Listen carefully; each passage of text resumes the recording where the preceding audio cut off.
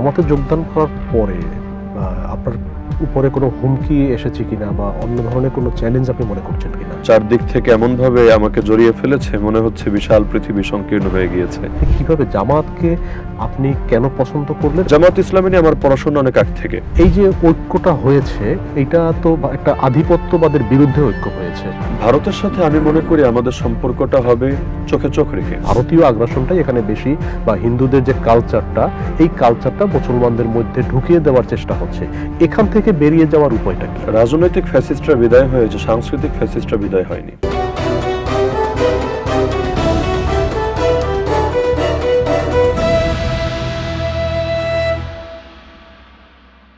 আসসালামু আলাইকুম। নয়া দিগন্তের বিশেষ আয়োজন স্পেশাল টক অনুষ্ঠানে আপনাদের স্বাগত জানাচ্ছি। আমি মোস্তাফিজুর রহমান। আজকের আমাদের অতিথি মুফাসসিরে কোরআন, বাইতুস সালাত জামে মসজিদের খতিব, শাইখুল হাদিস আল্লামা মুফতি আলী হাসান উসামা। মোহতারাম, আপনাকে স্বাগত জানাচ্ছি আমাদের আজকের আয়োজনে। আপনাদেরকেও ধন্যবাদ আমাকে আমন্ত্রণ জানানোর জন্য। মোহতারাম, আপনার কাছ থেকে আমরা প্রথমেই জানতে চাচ্ছি যে আপনি সম্প্রতি জামাত ইসলামীতে যোগদান করেছেন। তো আমরা তো কারণ আসলে বিভিন্নভাবে ব্যাখ্যা আপনি করেছেন, বা মানুষও নানাভাবে আপনার কাছ থেকে জানতে চেয়েছে। তো আপনি কিভাবে জামাতকে আপনি কেন পছন্দ করলেন, এবং জামাতে যোগ দেওয়ার আগে আপনি কিভাবে এই দলটাকে আসলে পর্যবেক্ষণ করেছেন? বিসমিল্লাহির রহমানির রহিম। জামাত ইসলামীতে যোগদান করার বড় একটা কারণ হলো, আমি মনে করি আমাদের জীবনটা তো বড় ক্ষুদ্র। এই ক্ষুদ্র জীবনে নিষ্ফলা মাঠের কৃষক হয়ে লাভ নেই। এমন কোথাও কাজ করা দরকার যেখানে আমার যোগ্যতা, মেধা, প্রতিভা আমি ব্যয় করলে দিনের বড় একটা উপকার হওয়ার আশা রাখা যায়। বর্তমান বাংলাদেশে জামায়াতে ইসলামী আমি মনে করি ইসলামী রাজনীতিতে সবচেয়ে সম্ভাবনাময় নাম। তারা আজ যে অবস্থানে আছে, অপরাপর দলগুলোর এই অবস্থানে আসতে আগামী হয়তো 10-20 বছরও লেগে যেতে পারে। ততদিনে জামায়াতে ইসলামী হয়তো আরো অনন্য উচ্চতায় পৌঁছবে ইনশাআল্লাহ।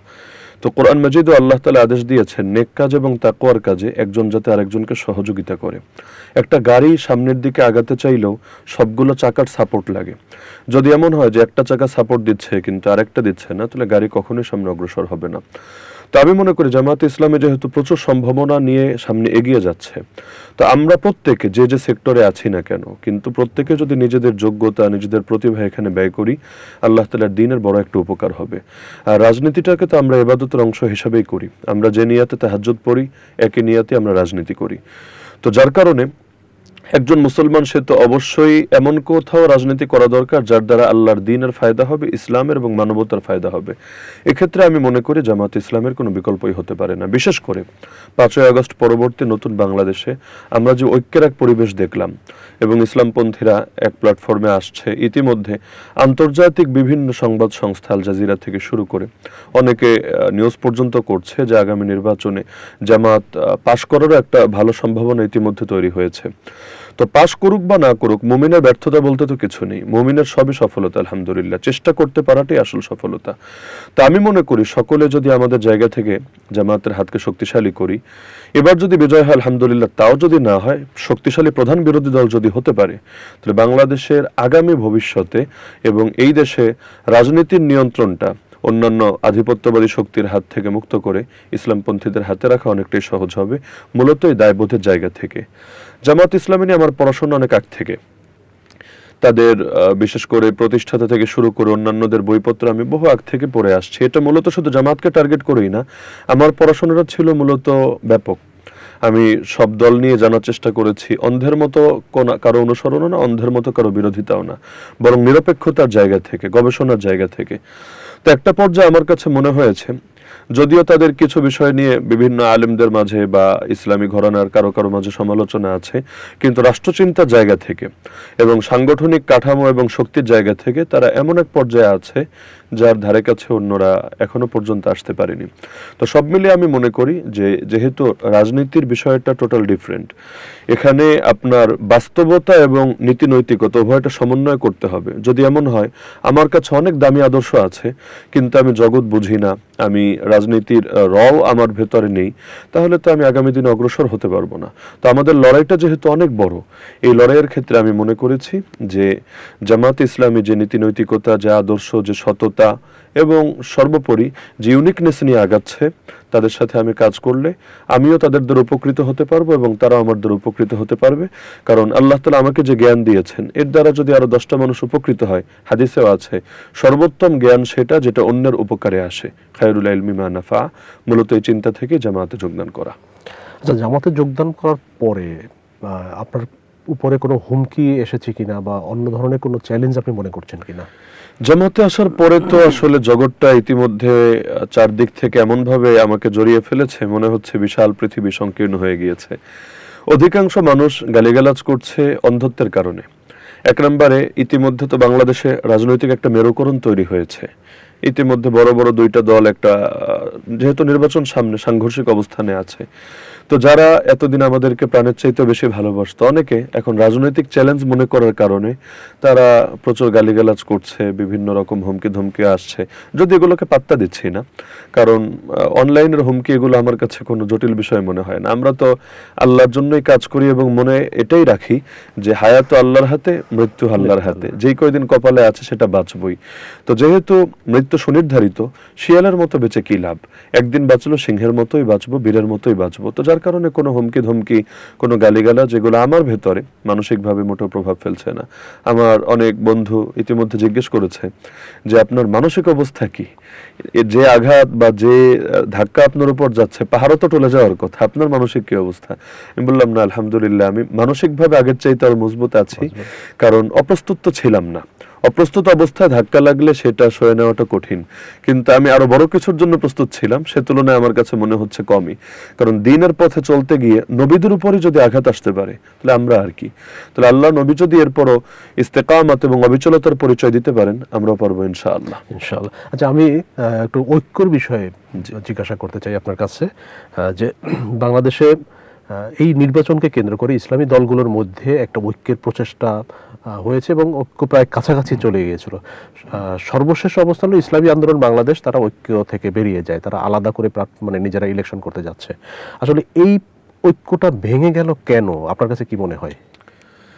ঐক্যটা 2024-এ যখন 5ই আগস্ট বাংলাদেশ নতুনভাবে মুক্ত হয়, সকলেই তখন এটা বুঝতে পেরেছিল যে ফ্যাসিবাদ বা ফ্যাসিবাদী শক্তি যেভাবে আমাদের উপর জগদ্দল পাথরের মতো চেপে বসেছিল, দীর্ঘকাল বহু দল আলাদা আলাদাভাবে আন্দোলন করেও কিছু করতে পারেনি।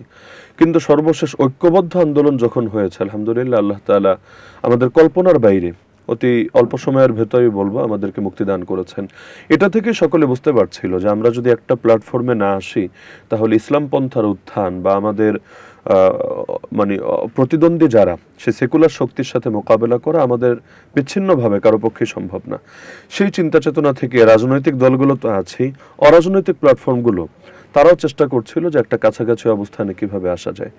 কিন্তু একটা দুঃখজনক ব্যাপার হলো, শুরু থেকে একটা বিষয় ক্লিয়ার রাখা হয়েছিল যে এই ঐক্যটা আমাদের হবে এটা ইসলামের কল্যাণকে সামনে রেখে। এটা দলীয় কোনো আদর্শিক ঐক্য না যে এক দল আরেক দলের আদর্শ বা এক দল আরেক দলের নীতি নৈতিকতা মেনে নিবে, তার প্রতিটা মূলনীতির সাথে একমত হবে, এটা না।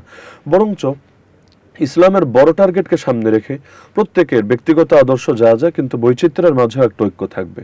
কিন্তু দুঃখজনকভাবে আমি মনে করি শেষ সময় এসে ঐক্য যতটা ক্ষতিগ্রস্ত হয়েছে, এর মূল কারণই হলো এখানে স্বার্থটাকে বড় করে দেখা হয়েছে। আমাকে এতগুলো আসন দিতেই হবে, দিলে আমি আছি, দিলে আপনি আমার চোখে অনেক ভালো, না দিলে আমি নাই, এবং আপনার এই সমস্যা সেই সমস্যা। এটা তো সম্পূর্ণ স্বার্থ ছাড়া আর ভিন্ন কিছু মনে করি না।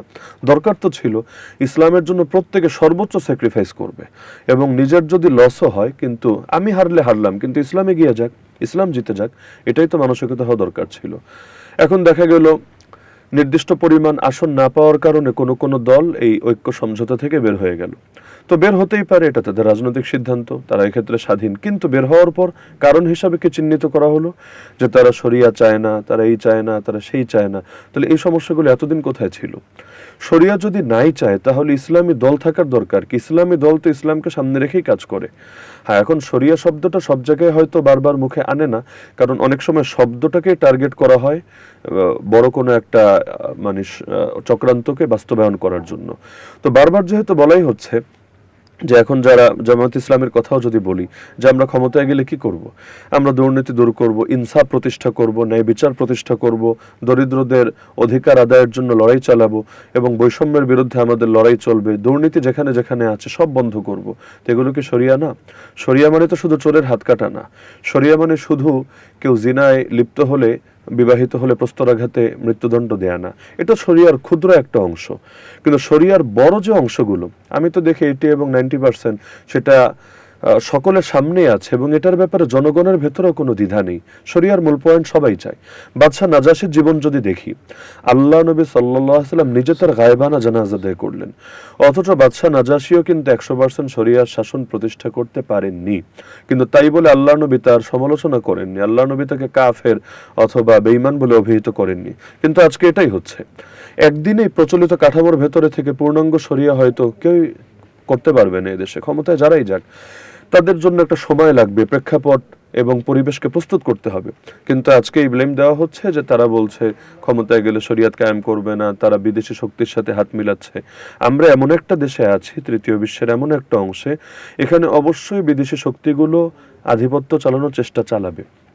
তাদের সাথে ব্যালেন্সের সম্পর্ক রেখে কেউ যাতে প্রভু না হয়ে বসে, বরঞ্চ জাস্ট স্বার্থটা জন্য যতটুকু প্রয়োজন হয়, এভাবে তো সকলকে দেশ চালাতে হবে। এমন না যে আজকে যারা অপবাদগুলো দিচ্ছে তারা ক্ষমতায় গেলে সবার সাথে বিদ্রোহ করে এককভাবে দেশ চালাবে, এটা তো না। তাহলে আমি মনে করি স্বার্থের কারণে আজকে ঐক্য ক্ষতিগ্রস্ত হয়েছে। যদি প্রত্যেকে নিজের স্বার্থের চাইতে ইসলামের স্বার্থকে সামনে রাখতো, আজকে ঐক্য মোটেও ক্ষুণ্ণ হতো না, বরঞ্চ জাতির স্বপ্নের জায়গা, আশার জায়গা পূরণ হতো। গোটা জাতি চাতক পাখির মতো তাকিয়েছিল। কিন্তু আমি মনে করি এবার যদি আমরা তাদেরকে হতাশ করি, তারা চিরকাল আমাদেরকে ধিক্কার দিবে। আচ্ছা, এই যে ঐক্যটা ভেঙে গেল, এই ভেঙে যাওয়ার কারণে আসলে লাভবান কারা হচ্ছে? ঐক্য ভেঙে যাওয়ার কারণে মূল লাভবানই হচ্ছে সেকুলার শক্তি, হিন্দুত্ববাদী শক্তি এবং বিগত সময়ের পরাজিত শক্তি। তাদের দুয়ার উন্মোচিত হচ্ছে। এবার তো আমরা যেহেতু সারা দেশেই চলাফেরা করি ওয়াজ মাহফিলের সুবাদে, পুরো বাংলাদেশের মানুষ, অধিকাংশ মানুষ, এমনকি যারা অন্য কোনো দলও করে, বড় বড় দলও আছে, তাদের তৃণমূলের কর্মীরা আমাদেরকে বলতো যে আপনারা শুধু এবার এক থাকেন, বিজয়ী কিভাবে করতে হয় আমরা দেখবো ইনশাআল্লাহ। মূল বিজয়ের মালিক তো আল্লাহ, কিন্তু আমরা সর্বোচ্চ চেষ্টা আমরা চালাবো। তো এটা দেখে তো আমরা গণজোয়ার দেখে এটাই বুঝেছিলাম যে এবার একটা রেভলিউশন হয়ে যাবে ইনশাআল্লাহ ইসলাম পন্থার পক্ষে। কিন্তু লাস্টে এসে যেটা হলো, এর দ্বারা কোনো ইসলামী দল লাভবান হবে না, কেউই না। যারা বেরিয়ে গেছে তারা সবচাইতে বেশি লসে পড়বে। আর যারা অন্য বাকি যে দলগুলো মিলে আছে, তারা ওই একদল বের হওয়ার কারণে কিছুটা সমালোচনা এবং কিছুটা ঝামেলার মুখে পড়েছে। এর দ্বারা ইসলামের কোনো লাভ হয়নি, বরং যতটুকু লাভ হয়েছে সেকুলার শক্তি বা অন্যান্য শক্তিদের লাভ হয়েছে। আচ্ছা, আর একটা বিষয়, যে নির্বাচনী প্রচারণা শুরু হয়েছে ইতিমধ্যে এবং আগামী 12 তারিখে বা 12 ফেব্রুয়ারি নির্বাচন অনুষ্ঠিত হবে। এই নির্বাচনে দুটি প্রধান পক্ষ প্রচারণা চালাচ্ছে, একটি বিএনপির পক্ষ আর একটি জামাতের পক্ষ। এই দুটি পক্ষই আওয়ামীদের হাতে নির্যাতিত। এখন এই দুটি পক্ষের মধ্যে ইদানিং বক্তব্য সহ নানা কর্মকাণ্ডে কাদা ছোড়াছুরি সহ তাদের মধ্যে একটা সংঘাতের আশঙ্কা দেখা যাচ্ছে। তো এইটা আসলে আপনি কিভাবে দেখবেন, বা এটা আগামীতে ফ্যাসিবাদ আবার নতুন করে আসার কোনো রাস্তা তৈরি করে দিতে পারে কিনা বলে আপনি মনে করছেন কিনা? এরকম যে বর্তমান সময়ে দুঃখজনকভাবে আমরা লক্ষ্য করছি নির্বাচনী প্রচারণার ক্ষেত্রে কথার যুদ্ধ এমন পর্যায়ে চলে গিয়েছে যেটা আসলে কোনো কোনো ক্ষেত্রে ভদ্রতা এবং সভ্যতার সীমানাও ছাড়িয়ে যাচ্ছে। যেমন আমি গত একদিন আগে লক্ষ্য করলাম, বাংলাদেশে এখন বড় দলের প্রধান ব্যক্তিত্ব বিদেশ থেকে এসে তিনি এমন কথাও বলছেন যেটা ধর্মীয় ফতোয়ার পর্যায়ে চলে যায়। তিনি বলছেন যে কিছুদিন আগে ঢাকা এবং নরসিংদীতে যে ভূমিকম্প হলো, এটা জামাতে ইসলামী শিরিকের কারণে হলো। এই কথাটা তো ধর্মের দিক থেকে এবং বিজ্ঞানের দিক থেকে, উভয় দিক থেকে চরম আপত্তিকর একটা কথা। একটা দলের তৃণমূলের কোনো নেতা সে হয়তো এটা বলতে পারে, কিন্তু একটা জাতীয় নেতা যার দিকে পুরো দেশ না পুরো বিশ্ব তাকিয়ে আছে, তার মুখ থেকে এমন কথা তো অবশ্যই আপত্তিজনক। এবং তিনি বিভিন্ন জায়গায় প্রচারণা চালাতে বারবার ধর্মটাকে কেমন যেন ব্যবহার করছেন। অমুক দল তারা জান্নাতের টিকিট বিক্রি করছে, এটা কেমন কথা? জান্নাতের টিকিট বিক্রি করার কথা কেন আসবে? আর কেউ যদি এমনটা বলেও যে ভোট দিলে তুমি জান্নাত পাবা, এটা তো আমি দেখতে পাচ্ছি তার দলের লোকেরা ইতিমধ্যে এই পরিমাণ বলেছেন যেটা দিয়ে ভিডিও পাবলিশ করতে চাইলে বিশাল লম্বা ভিডিও হয়ে যাবে। তো যেটা নিজের দলের ভেতরে আছে এটা অন্যের ভেতর কেন বলবে? আর ভুল তো ভুলই, এটার দায় দলের উপর কেন? একজন ব্যক্তি যদি ভুল করে এই ব্যক্তিকে বোঝানোর চেষ্টা করা হবে, ব্যক্তির উপর আপত্তি করা হবে, কিন্তু একটা দল কেমনভাবে উপস্থাপন করা হবে তারা কাফের হয়ে গেছে, তারা মুশরিক হয়ে গেছে, আর এই ফতোয়া দিতে তো মুফতিও হাজারবার চিন্তা করবে। তা আমি মনে করি এই যে বাকযুদ্ধ হচ্ছে এর মূল ফায়দাটাই নেবে আধিপত্যবাদী হিন্দুত্ববাদী শক্তি এবং তাদের লেসপেন্সার যারা দেশে ছিল তারা। কেন? কারণ এদের ভেতর যদি ফাটল হয়, আমি তো মনে করি দরকার ছিল আগামীতে ক্ষমতায় যারাই যাক না কেন তারা অন্যদেরকেও এমনভাবে পাশে নিয়ে দেশ পরিচালনা করবে যাতে করে একটা জাতীয় ঐক্যের পরিবেশ থাকে। কখনো ফ্যাসিস্টরা মাথাচাড়া দিলে যাতে সকলে মিলে মোকাবেলা করে তাদেরকে রুখে দিতে পারে। কারণ তাদের প্রধান কিছু নেতা দেশ ছেড়ে পালিয়েছে, কর্মীরা কিন্তু পালায়নি।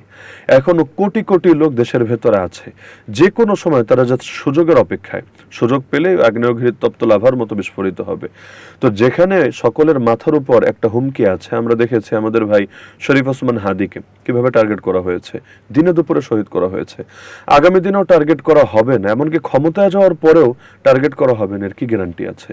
তো যখন এরকম হিংস্র নখর আমাদের মাথার উপর চেপে আছে, তখন যদি নিজেরাই এভাবে কাদা ছোড়াছুড়ি করে, এটা দুঃখজনক। আমি মনে করি তৃণমূলের কেউ করলে করতে পারে, কিন্তু জাতীয় নেতা যারা, তারা যদি একটু কথাবার্তায় সংযম অবলম্বন করেন এবং ভদ্রতা সভ্যতা রক্ষা করে অন্যকে সম্মান দিয়ে তিনি যদি কাজ করেন, আপনি আরেকজনকে সম্মান দিলে আপনি নিজেও পাবেন। এতে আগামী দিনে জাতীয় ঐক্যের পরিবেশ সুন্দর থাকবে এবং সর্বোপরি বাংলাদেশ নিরাপদ থাকবে। আচ্ছা, আপনি ঐক্যের প্রসঙ্গ আনলেন, তো এই যে ঐক্যটা হয়েছে এটা তো একটা আধিপত্যবাদের বিরুদ্ধে ঐক্য হয়েছে, বিশেষ করে ভারতীয় আধিপত্যবাদের বিরুদ্ধে। তো এখন এইটা দুইটা পক্ষ যারা আধিপত্যবাদের বিরুদ্ধে ছিল তাদের মধ্যে এখন ঐক্যে ফাটল দেখা দিয়েছে। তো ভারতের সাথে আসলে আমাদের বাংলাদেশের সম্পর্কটা কিরকম হওয়া উচিত বলে আপনি মনে করেন? ভারতের সাথে আমি মনে করি আমাদের সম্পর্কটা হবে চোখে চোখ রেখে। যদিও ভারতের সাথে আমরা এমন কোনো পজিশনে যেতে পারবো না যেটা শত্রুতা এবং একটা ভয়ঙ্কর পরিস্থিতির দিকে ঠেলে দেয়। কারণ বাংলাদেশের মোট সীমানার অধিকাংশ অংশই ভারতের সাথে, 4000 কিলোর চাইতে বেশি। তো প্রতিবেশী তো আর চাইলেই পাল্টানো যায় না। হ্যাঁ, এটা গায়েবের ব্যাপার স্যাপার, আল্লাহ কখনো চাইলে এমনিও হতে পারে, কিন্তু যতদিন হবে না, প্রতিবেশী যেহেতু আছে তাদের সাথে এমন কোনো সংঘাতে যাওয়া যাবে না যেটা এই দেশের স্বাধীনতা সার্বভৌমত্বকে হুমকির মুখে ফেলে। তবে তাদেরকে প্রভুত্ব করার বা দাদাগিরি করার সুযোগ তো দেওয়া যাবে না। আমরা দেখেছি তারা পানি থেকে শুরু করে সব ক্ষেত্রে এই দেশের উপর এমনভাবে আধিপত্য চালায়, এমনকি দুঃখজনক হলো 16 ডিসেম্বর আসলে আমার তো কান্না চলে আসে। প্রায় প্রতি বছর আমরা দেখি এটাকে তারা নরেন্দ্র মোদী থেকে শুরু করে টুইটারে যে পোস্টগুলো তারা দেয়, এটাকে বাংলাদেশের স্বাধীনতা না, তাদের স্বাধীনতা, তাদের বিজয় বলে তারা এটাকে উল্লেখ করে। তাহলে তাদের বিজয় কেন হবে? বাংলাদেশকে আলাদা একটা রাষ্ট্র না, নাকি তারা এটাকে একটা নিজেদের করদ রাজ্য বা একটা নিজেদের অংশের মতো মনে করে? তাহলে দেখা যাচ্ছে বিভিন্ন ক্ষেত্রে তারা নিজেদের দালালদেরকে দেশে ক্ষমতায় রাখতে রাখতে অবস্থা এমন হয়েছে, প্রশাসন থেকে শুরু করে গোয়েন্দা সংস্থা থেকে শুরু করে আমাদের অর্থনীতি, আমাদের মিডিয়া, এমনকি আমাদের পানি, সব ক্ষেত্রে এমনভাবে তারা প্রভুত্ব চাপিয়ে দিয়েছে যেটা এই দেশের মানুষের স্বাধীনতা সার্বভৌমত্বকে হুমকির মুখে ফেলেছে। এবং ফেলানি থেকে শুরু করে কত নিরীহ সাধারণ মানুষদেরকে তারা বিভিন্ন সময় হত্যা করেছে, যার বিচারও এখনো হয়নি। তো আগামী দিনে যারাই ক্ষমতায় আসবে, আমি মনে করি ভারতের সাথে সম্পর্কটা হবে এমন যেটা সির্ফ স্বার্থের সম্পর্ক, এবং এর জন্য জরুরি হলো শুধুমাত্র ইন্ডিয়ার প্রতি নির্ভরশীল হয়ে রাষ্ট্র চালালে এটা সম্ভব হবে না, বরঞ্চ সম্পর্কের একটা ব্যালেন্স করতে হবে। এমন সব রাষ্ট্রের সাথে সম্পর্ক রাখতে হবে যে ইন্ডিয়া চিন্তা করবে, আমি যদি এখন বাংলাদেশের উপর আধিপত্য চালাতে যাই, তাহলে আমাকে দমন করার মতো বা আমাকে চ্যালেঞ্জ ছোড়ার মতো আরো যে শক্তি, তাদের সাথে এদের একটা ইতিমধ্যে ভালো বোঝাপড়া আছে। বিশেষ করে আমি মনে করি মুসলিম দেশগুলোর যদি একটা বৃহৎ ঐক্য হতো এবং প্রত্যেকে বিপদে আর একজনের পাশে দাঁড়ানোর মতো একটা পারস্পরিক বোঝাপড়ার পরিস্থিতি তৈরি করা যেত, তাহলে হিন্দুত্ববাদীরা আমাদেরকে নিয়ে কথা বলতে হাজারবার ভাবতো। এখন তো দেখা যাচ্ছে বাংলাদেশে ট্যাগ দিয়ে তারা বিভিন্ন মানুষকে হত্যা করে ফেলছে, তার দেশের লোককে বাংলাদেশে ট্যাগ দিয়ে হত্যা করছে। আবার কখনো এই দেশটা তাদের অখণ্ড ভারতের অংশ, এরকম প্রচার করার চেষ্টা চালাচ্ছে। তো আমরা যদি এখনই এ ব্যাপারে উদ্যোগী না হই, তাহলে এটা অবশ্যই দুঃখজনক হবে। কিন্তু দুঃখজনক হলো আগামী দিনে যারা ক্ষমতায় আসবে, ইতিমধ্যে দেখা যাচ্ছে যে তারা ভেতরে ভেতরে তাদের সাথে এমন কিছু চুক্তির কথাবার্তা মিডিয়ায় উঠে আসছে, সত্য মিথ্যা আল্লাহ ভালো জানেন, যেটা যদি বাস্তব হয়ে থাকে তাহলে আমরা চরম এক সংকটের মধ্যে পড়ছি। কারণ ইন্ডিয়া কখনোই আওয়ামী লীগ ছাড়া আমি মনে করি অন্য কোনো শক্তির উপর আস্থা রাখবে না। বাকিদেরকে তারা টোপ দিবে, ব্যবহার করতে চাইবে, মূল উদ্দেশ্য থাকবে আবার আওয়ামী লীগের পুনর্বাসন করা। আওয়ামী লীগের পুনর্বাসনের পথ যদি কেউ খুলে দেয় এবং আধিপত্যবাদীদের মাথাচাড়া দেওয়ার সুযোগ কেউ করে দেয়, এই জাতি, এই দেশের জনগণ কখনোই তাদেরকে ক্ষমা করবে না। এবং আগামীতে আবারও বিপ্লব হতে পারে, আবারও নতুন কোনো জাগরণ হয়ে এই শক্তিগুলোর বিরুদ্ধে সকলে মাঠে নেমে আসতে পারে। আচ্ছা, এই যে আধিপত্যের বিষয়টা আসছে, তো শাসনতান্ত্রিক একটা আধিপত্য আমরা এখানে দেখতে পেয়েছি এবং সেটার বিরুদ্ধে সাধারণ জনতা মাঠে নেমে এসেছে। সাংস্কৃতিক একটা আধিপত্য বাংলাদেশের উপরে এখনো চালু আছে। বিশেষ করে অনেক ধর্মীয় শব্দ পরিবর্তন হয়ে গিয়েছে। যেমন আমরা জানাজা শব্দটা, এটা একটা মুসলিম শব্দ এবং এটার সাথে একটি শ্রদ্ধাবোধের জায়গা আছে। তো সেই জানাজা শব্দটাকে এখন অন্ত্যেষ্টিক্রিয়াতে নিয়ে যাওয়ার চেষ্টা করা হচ্ছে। আমরা আগে লাশ বলতাম, লাশ বললে সেখানে একটা শ্রদ্ধাবোধের জায়গাটা আসতো, সেখানে মরদেহ বলা হচ্ছে। মরদেহ তো আসলে সেখানে একটা পশু পাখি থেকে শুরু করে সবকিছু মারা গেলে তাদেরকে মরদেহ বলা হয়, কিন্তু মানুষ যখন মারা যায় তখন সেটাকে আমরা ধর্মীয় দৃষ্টিকোণ থেকে লাশ শব্দটা ব্যবহার করতাম, কারণ ওই শ্রদ্ধাবোধের জায়গাটা থেকে। এবং দাফনের সময়ও একটা আনুষ্ঠানিকতা পালন করা হয়। বিশেষ করে শুধুমাত্র মুসলমান ধর্ম না, সব ধর্মেই কাউকে শেষ বিদায় যেটা, তার একটা আনুষ্ঠানিকতা আছে। তো এই যে সাংস্কৃতিক আগ্রাসনটা বাংলাদেশের উপরে চলছে, বিশেষ করে ভারতীয় আগ্রাসনটাই এখানে বেশি, বা হিন্দুদের যে কালচারটা, এই কালচারটা মুসলমানদের মধ্যে ঢুকিয়ে দেওয়ার চেষ্টা হচ্ছে। এখান থেকে বেরিয়ে যাওয়ার উপায়টা কি আসলে? 5ই আগস্টের পর থেকে একটা কথা আমি বারবার বলে আসছিলাম যে রাজনৈতিক ফ্যাসিস্টরা বিদায় হয়েছে, সাংস্কৃতিক ফ্যাসিস্টরা বিদায় হয়নি। যাদের উপর ভর করে বিগত সময়ে রাজনৈতিক ফ্যাসিজম তৈরি হয়েছে তারা ইতিমধ্যে দেশে আছে। একসময় এই অঞ্চলে জমিদারি প্রথা ছিল, এখন যদিও সেটা উচ্ছেদ হয়েছে, কিন্তু এই কলকাতার দাদাবাবুদের যে সাংস্কৃতিক জমিদারগিরি বা দাদাগিরি এখনো পর্যন্ত কার্যকর আছে। আপনি যে সংকটগুলোর কথা উল্লেখ করলেন, এর বড় একটা কারণ হলো সাংস্কৃতিক ক্ষেত্রে যদি আমরা সংখ্যাগরিষ্ঠ মানুষ মুসলমান, কিন্তু আমরা ইসলামী সংস্কৃতিকে সামনে আনতে পারিনি, যার কারণে এখন তো কিছু পশ্চিমা সংস্কৃতি ঢুকছে, কিন্তু টার্গেট করে সেই হিন্দুয়ানি সংস্কৃতিকে প্রাচীন বাঙালি সংস্কৃতি বলে চালিয়ে দেওয়ার একটা চেষ্টা লক্ষ্য করা যাচ্ছে। আপনি যে শব্দগুলোর কথা বললেন, এটা কাকতালীয়ভাবে উঠে আসছে বিষয়টা এমন না। কিছু মিডিয়া কাজই করে এই ন্যারেটিভ তৈরি করতে যে এটাই হলো আধুনিকতা বা এটাই হলো আমাদের বাঙালিপনা, এটাই আমাদের হাজার বছরের ঐতিহ্য। এগুলো যদি ব্যবহার করি আমরা খাঁটি বাঙালি হব, আর যদি ব্যবহার না করি তাহলে আমরা কেমন যেন আরব বা পার্সিয়ান অথবা আমরা সেই আফগানিস্তানি মুসলমানে পরিণত হব। তো এই যে দেখা যাচ্ছে বিভিন্ন ক্ষেত্রে সাংস্কৃতিক একটা আধিপত্য, বিশেষ করে কলকাতা সংস্কৃতিটাকে বা তাদের ভাষাকে পর্যন্ত এই বাঙালির উপর চাপিয়ে দেওয়ার যে চেষ্টা আমরা দেখেছি। বাংলা একাডেমি থেকে যে সর্বশেষ প্রমিত বাংলার অভিধানগুলো বের করেছে বা তার নিয়ম নীতিগুলো দিয়েছে, এগুলোতে অনেক ক্ষেত্রে তারা সেই কলকাতার যে সাহিত্য বা তাদের যে আদর্শ, এটাকেই আমাদের উপর চাপিয়ে দেওয়ার চেষ্টা চালিয়েছে। তো একটা জাতি যদি নিজেদের সাংস্কৃতিক স্বকীয়তা এবং ঐতিহ্য ধরে না রাখে, তাহলে সেই জাতির পতন অনিবার্য। সংস্কৃতি আমাদের শক্তি যোগায়। আমি মনে করি এই অঞ্চলে বাঙালি মুসলমানদের যে প্রাচীন সংস্কৃতি ছিল, হিন্দুয়ানি সংস্কৃতি থেকে মুক্ত, এবং যে সংস্কৃতির জন্য আমাদের পূর্বপুরুষের অনেকে লড়াইও চালিয়ে গিয়েছেন, এটাকে সমাজে প্রতিষ্ঠিত করার জন্য পরিকল্পিতভাবে দীর্ঘমেয়াদী কাজে নামা দরকার। এক্ষেত্রে একটা ভূমিকা পালন করতে পারে আমার মতো যারা ধর্মীয় আলোচক আছেন, তারা মানুষকে সচেতন করতে পারেন যে ইসলাম শুধু নামাজ রোজার নাম না, ইসলাম সংস্কৃতিরও নাম। এবং সাংস্কৃতিক ক্ষেত্রে কথা বলার ক্ষেত্রে পর্যন্ত আল্লাহ নবী সুন্নাহ আছে। নবীজি সাল্লাল্লাহু আলাইহি ওয়াসাল্লাম ওই সমস্ত শব্দগুলো পর্যন্ত পরিহার করতেন, অন্যদেরকে পরিহার করতে বলতেন যার ভেতর পৌত্তলিকতা বা শিরকের গন্ধ পাওয়া যায়। এবং আল্লাহ রাসূল সাল্লাল্লাহু আলাইহি ওয়াসাল্লাম বহুত আমলের ক্ষেত্রে পর্যন্ত এতটা সতর্কতা অবলম্বন করেছেন যে আমল করতে গিয়েও যাতে অন্যদের সাথে মিলে না যায়। যেমন আশুরার রোজা, আশুরা একদিন, কিন্তু রোজা রাখতে বললেন দুইটা, আগে একদিন মিলাতে বা পরে একদিন মিলাতে। কেন? নবীজি বললেন যাতে ইহুদিদের সাথে আমাদের সাদৃশ্য না হয়ে যায়। 3টা সময় নামাজ পড়া নিষিদ্ধ, যখন সূর্য ওঠে, যখন ডোবে, যখন ঠিক মাথার উপরে থাকে। কেন? এই 3 টাইমে সূর্য পূজারীরা সূর্যের পূজা করে। তা আমরা নামাজ পড়লে যদিও আল্লাহর জন্যই পড়ছি, কিন্তু দেখতে যাতে ওদের সাথে সাদৃশ্য না হয়ে যায়, সময়টা মিলে না যায়। তো যেই নবীজি এত সতর্ক ছিলেন, চুল কাটার ক্ষেত্রে পর্যন্ত বলেছেন যারা যেভাবে চুল কাটে তোমাদেরটা এভাবে যাতে না হয়। তাহলে সেই নবীর উম্মত সাংস্কৃতিক ক্ষেত্রে তো অবশ্যই সচেতন হতে হবে। কিন্তু এটা যে ধর্মের অংশ আমরা অনেকেই বুঝি না, এক্ষেত্রে আমাদের রোল প্লে করা দরকার। আর মিডিয়াগুলো আমাদের দেশে পশ্চিমাদের দালাল প্লাস হিন্দুত্ববাদী বা আধিপত্যবাদী শক্তির দালাল কিছু মিডিয়া, তারা বিগত সময়েও যে রোলটা প্লে করেছে এখনো কিন্তু করে যাচ্ছে। কেন? তারাই বিগত সময়ের ফ্যাসিজমকে বৈধতা দিয়েছে, ওদের জুলুমকে বিভিন্নভাবে ন্যারেটিভ তৈরি করে বৈধতা দেওয়ার চেষ্টা চালিয়েছে।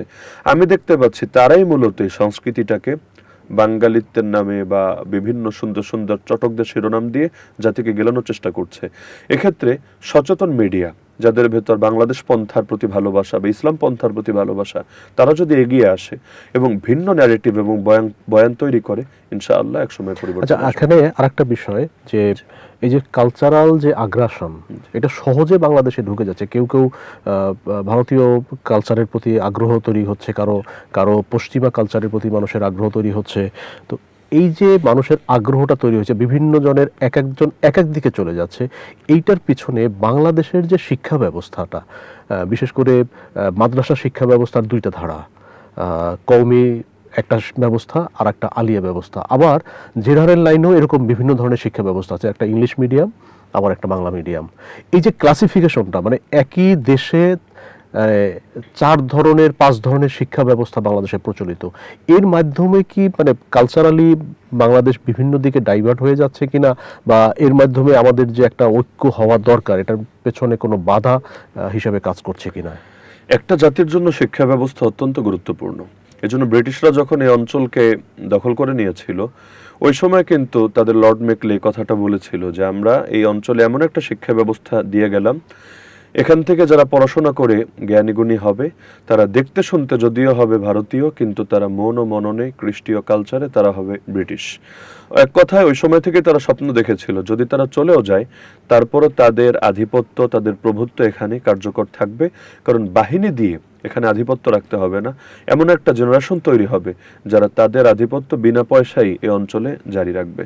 তো আপনি যে শিক্ষা ব্যবস্থাগুলোর কথা বললেন, আমি মনে করি এক দেশে একটা শিক্ষা ব্যবস্থা থাকা দরকার। একটা লেভেল পর্যন্ত সকলে একই পড়াশোনা করবে, যে ধর্ম শিখবে তারও কর্ম লাগবে, যে কর্ম শিখবে তারও ধর্ম লাগবে। একটা লেভেল পর্যন্ত একই পড়াশোনা করার পরে উচ্চতর লেভেলে গিয়ে যার যে বিষয়ে আগ্রহ, যেমন আমি আলেম হতে চাই, আমি শরিয়া নিয়ে পড়াশোনা করব, আর একজন অন্য বিষয়ে পণ্ডিত হতে চায়, সে সেটা নিয়ে পড়াশোনা করবে। এমন হলে জাতির মনোমানসিকতার মধ্যেও ঐক্য থাকতো এবং তাদের কৃষ্টি, কালচার, প্রতিটা জিনিসের মধ্যে একটা কাছাকাছি অবস্থান থাকতো। এখন যেটা হচ্ছে, মাদ্রাসা শিক্ষা ব্যবস্থায় আমরা যদি তাকাই, দেখব এই যে আলী এবং কওমি দুইটা ধারা শিক্ষা ব্যবস্থা, তাদের অবস্থানটাও কিন্তু মুখোমুখি। একটা সময় এমন ছিল, বেশ আগের কথা, বাংলাদেশে আমি যদি প্রবীণ কিছু আলেমের নাম, ওই সময়ের যারা গ্রহণযোগ্য আলেম যারা ছিলেন তাদের নাম বলি, তাহলে কওমি ধারা থেকে উঠে আসা প্লাস আলিয়া ধারা থেকে উঠে আসা উভয় নামগুলোই পাশাপাশি স্থান পাবে, যারা একসঙ্গে মিলেমিশে কাজ করেছেন, জাতির নেতৃত্ব দিয়েছেন। কিন্তু বিগত সময়ে পরিকল্পিতভাবে আলিয়া শিক্ষা ব্যবস্থাটাকে এমনভাবে এটাকে নিজেদের মতো গড়ার চেষ্টা করা হয়েছে যে এখান থেকে এখন ওই মানের বড় আলেম কম তৈরি হচ্ছে। হাতে গোনা কিছু প্রতিষ্ঠান যারা স্বকীয়তা ধরে রেখেছেন তারা পারছেন, বাকিরা কিন্তু স্রোতের সাথে কিছুটা হারিয়ে যেতে বাধ্য হয়েছেন। তো আমি মনে করি কওমি এবং আলিয়া শিক্ষাধারার মূল পার্থক্য তো এখানে যে কওমি মাদ্রাসা মনে করে আমরা সরকারের অনুদান নিয়ে চলবো না, আমরা জনগণের পয়সায় চলবো এবং জনগণের স্বার্থে কাজ করব।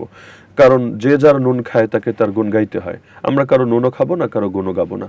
আর আলিয়া মাদ্রাসা মনে করে যে না, আমরা যদি এখন নিজেরা আর্থিক দিকে নজর দিতে যাই, তাহলে পড়াশোনা বা অন্যান্য গবেষণার দিকে নজর দেওয়ার সময় হয়তো কম পাবো। তাহলে আমরা সরকারি অনুদানে চলি, কিন্তু আমরা আমাদের মতো করে দুইটা সমন্বয় ঘটাই, জেনারেল নলেজ প্লাস ধর্মীয় জ্ঞান, উভয়টা সমন্বয় ঘটাই।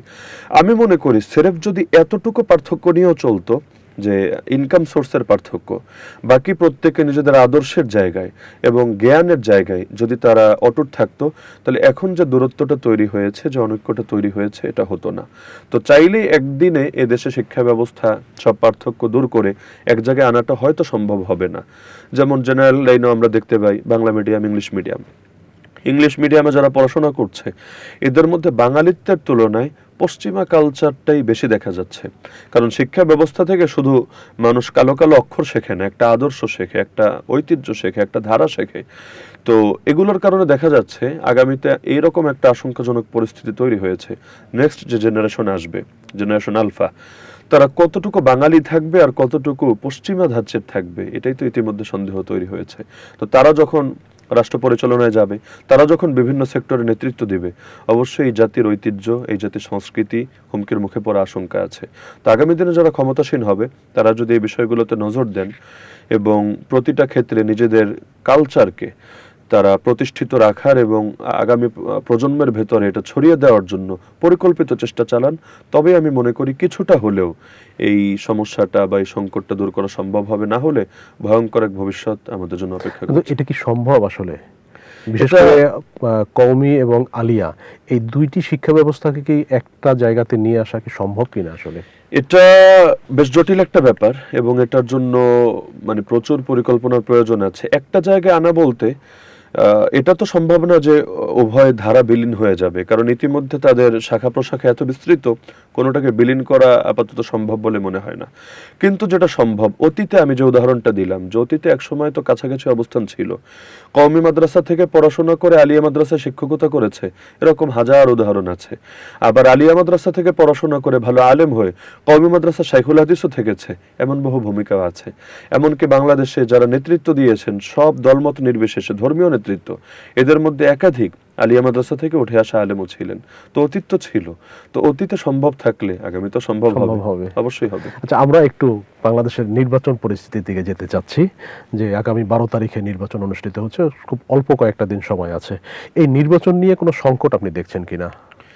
নির্বাচন নিয়ে আমি আসলে ব্যাপক সংকট দেখতে পাচ্ছি। এক নম্বর সংকটের জায়গা হলো যে আমাদের বিগত সরকার যদিও বিদায় হয়েছে, কিন্তু জাতির মন মানসিকতা এখনো খুব বেশি পরিবর্তন আনা সম্ভব হয়নি। এখনো আমরা দেখতে পাচ্ছি, সারা দেশে যেহেতু আমি ঘোরাফেরা করি, যেভাবে কালো টাকার ছড়াছড়ি করা হচ্ছে নির্বাচনে জনমতকে প্রভাবিত করার জন্য, এবং এক্ষেত্রে পেশি শক্তি দেখিয়ে বিভিন্ন জায়গায় হুমকি ধমকি দিয়ে মানুষকে যেভাবে ভোট দেওয়ার ব্যাপারে তাদেরকে চাপ প্রয়োগ করা হচ্ছে, এগুলো তো আগামী নির্বাচন কতটা আসলে নিরপেক্ষ হবে এটা সংকট তৈরি করেছে। সরকারের অবস্থান নিয়ে আমরা চিন্তায় আছি।